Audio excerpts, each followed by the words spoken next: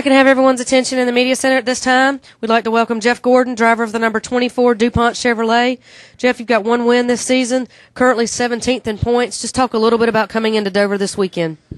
We did the tire test here, so we're really looking forward to coming and seeing what we learned there and what we could bring back and have a great performance here. Dover's been a great track for us in the past, and obviously we're looking to pick up some the performance as well as get some good results going in our favor.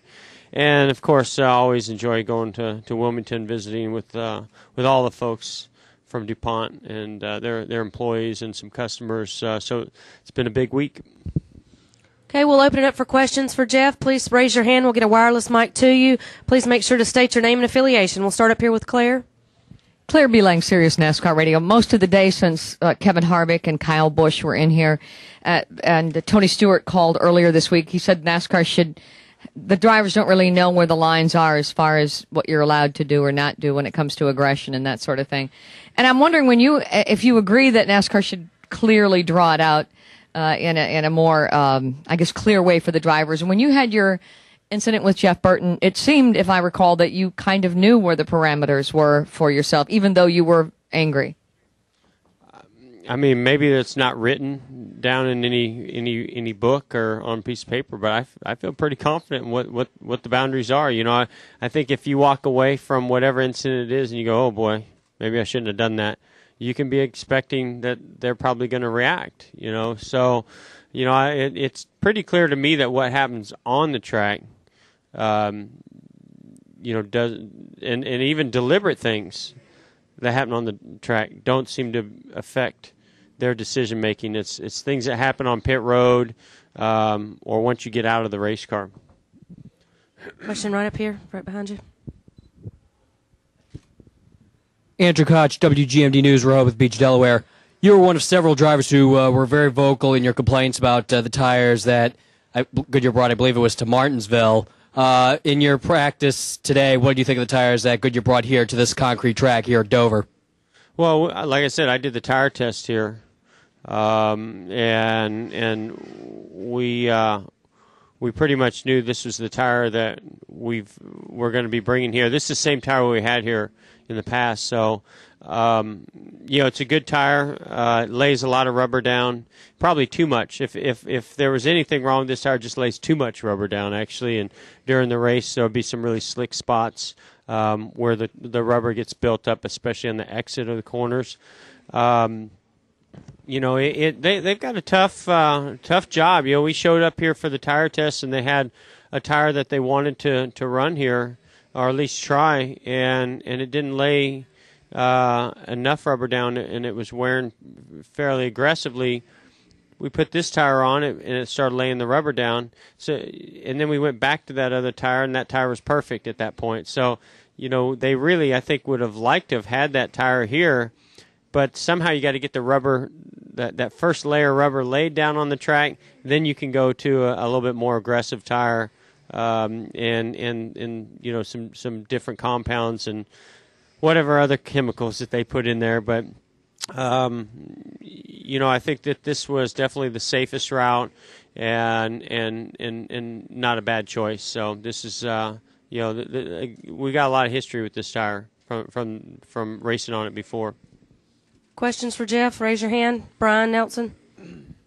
Brian Nelson, Motor Racing Network. Jeff, with one win, 17th in points at this point of the season, do you consider yourself to be in good chase contention? What do you need to do to be primed and ready, and where do you think? That was a joke, right? One win, the wild card deal. What do you think, Jeff? What do you need to do to? I think we got a lot of work to do. I'm not in favor of coming into the chase because you have one win, and I think it's going to take more than that anyway for whoever those two wild cards are. You earn your way in by and there's one thing there is about being in the chase. There's another thing to actually be a contender in the chase.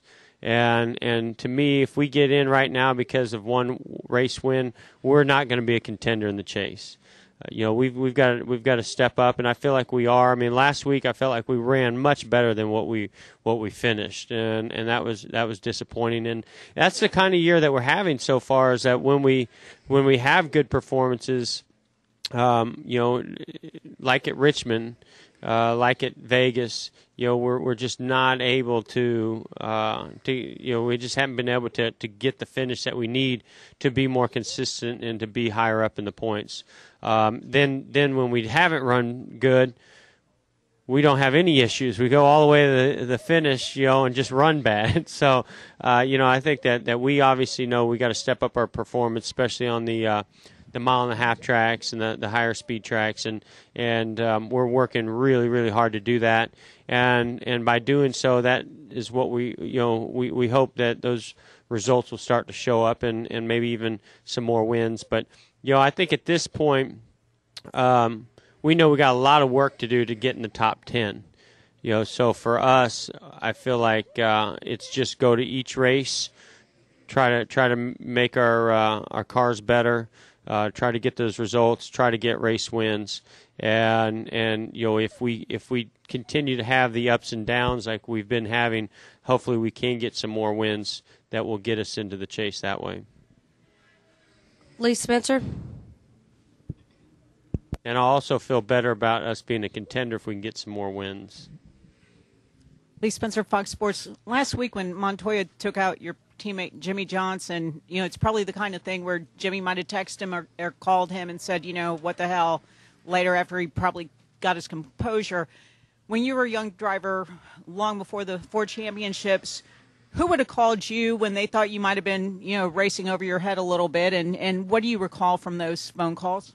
This whole calling thing, I don't know who started that, but I didn't know that existed. When I was coming up, we didn't call one another. We didn't say anything. Went to the next race, and we either confronted at the time or confronted the next week or 2 weeks later or what. The whole calling thing is strange to me. Because I don't. If somebody calls me on Tuesday, let's say somebody wrecks me, and somebody calls me on Tuesday, they're calling me so I don't wreck them the next week. They're not calling me because they really believe that we should have a conversation. So I don't want you to call me, and if I call you, you should be thinking the same thing. So I usually don't call them either, because I prefer to just. One is I prefer them to wonder if I'm ever going to get them back, and then at the same time, usually I forget about it and move on, and we go racing and we don't worry about it.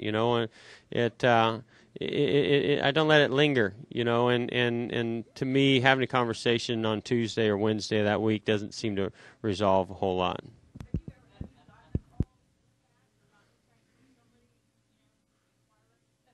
In recent years, I have, because somebody started that and thought that was a good idea. So, I mean, nobody had my phone number, when I was my first 5 or 6 years in this sport. Nobody had my phone number, and I didn't have their phone number. So we didn't call one another. But nowadays, it seems like everybody has of course everybody's got Twitter, so you can reach out to them on Twitter, I guess, these days. But yeah, all of a sudden I get in a wreck with somebody, and all of a sudden they're calling me, and I don't know the number, and I check my voicemail, and it's somebody that I didn't, I got your number from such and such through such and such through such and such, we want to give you a call. And I mean, it's not a bad idea to reach out to them, but I just am one that I don't expect. I don't take the call. I don't call them back. And I don't do that. I don't call guys. And I'll tell you, the only guy that I really reached out to and called was Martin Truex, and that's because I completely screwed that up. I mean, at Sonoma, I mean, I just made a bonehead bad move watching my mirror, because Juan Pablo was making a diving move in on me, and I ran over the top of him. I felt really bad about that. I called him. But if it's a racing incident and, we're racing hard or whatever, something happens, I don't call him. Questions for Jeff?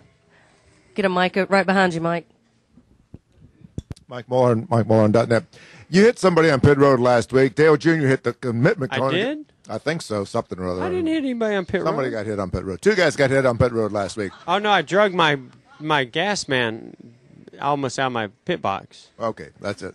Okay, and I think Paul Menard almost ran over his group guys. My question is, NASCAR just fined 2 guys $50,000 and put them on probation for what might have happened. And here we have 2 incidents on pit road where crew guys are getting drugged down pit road or whatever. Something actually did happen. And then we get Dale Jr., who hit the commitment cone and got a 1-lap penalty. And I'm thinking, all these things don't add up right. Should a driver be penalized for hitting a crew guy on pit road if it's not his own crew guy? Well, I mean, all about safety is what I'm pointing to. That's safety issues. So I think that absolutely. I mean, I think if you, there's got to be a penalty for, a reaction to an action. I mean, if something happens,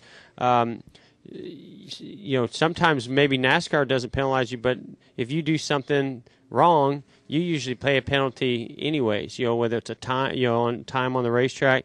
But when there's a safety issue involved, I feel like there are times when they have to step in. And I don't know the incidences that you're talking about, so it's hard for me to comment on them.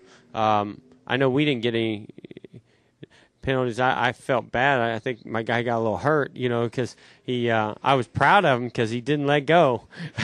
He was going to get every drop of that gas in the tank, and he didn't let go, and he didn't let any equipment go out of the box, which is the most impressive part. But he paid a big penalty for that, I can tell you that, because he was banged up for a couple of days. But if I don't know about the Paul Menard, did he hit his own pit crew or somebody else's pit crew? I think it's like hitting a tire and knocking it out of the box. You're going to get penalized for that. If you run over a guy, I've never heard of a penalty for that unless you maybe ran over another pit crew member in another box, and they looked at the tape and it was unnecessary. Then I can see, them maybe reacting to something like that. Any other questions for Jeff? All right. All right. Thank you, Jeff. Thank you, guys. Appreciate your time. Good luck this weekend.